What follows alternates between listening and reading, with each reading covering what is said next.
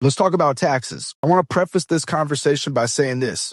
I'm not a tax specialist, nor are a lot of people that you see online giving advice. Anytime you're online and you get any type of tax advice, I strongly urge you to verify that information with a certified CPA. This conversation is just going to be high level. It's going to be super basic tax stuff. I'm not going to get into the weeds. I just want you to have an idea what you're in for when you sell a stock or when you gain dividends. So we're going to be talking about how dividends are taxed and how capital gains are taxed. As far as capital gains, remember, you only pay tax on capital gains when you sell the stock. So if you hold the stock for a year, 2 years, 3 years, 10 years, and it grows and grows and grows, you never pay tax on that until you sell it. That's a realized gain. At that point, it can be taxed two different ways. It can either be taxed as regular income if you sell it within 1 year. So if you buy it and sell it within 1 year, it'll be taxed as regular income, which means if you're in the 10% bracket, it'll be at 10%. If you're in the 37% bracket, it'll be at 37%.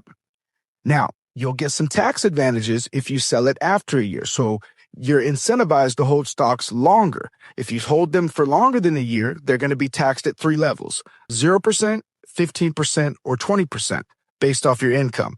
That's where I'm going to leave you to talk to your CPA to find out where you lie. Another thing to consider is that high earners are subject to a net income investment tax of about 3.8%.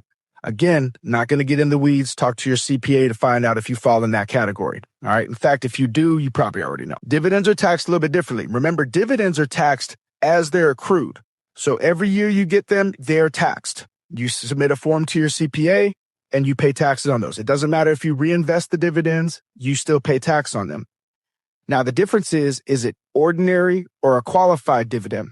And this is where it gets a little tricky. Most dividends are going to be ordinary, which means you're going to be charged as regular income, which could be anywhere from 10% to 37%.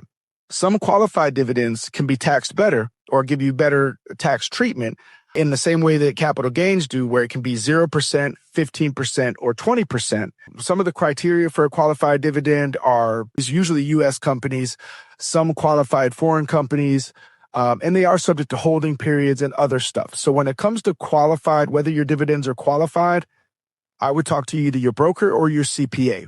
A lot of times they're going to be ordinary. It's just going to be taxed as regular income. So just to be clear on that. Remember, capital gains, you're only taxed when you sell the stock. Dividends, you're taxed yearly as they accrue.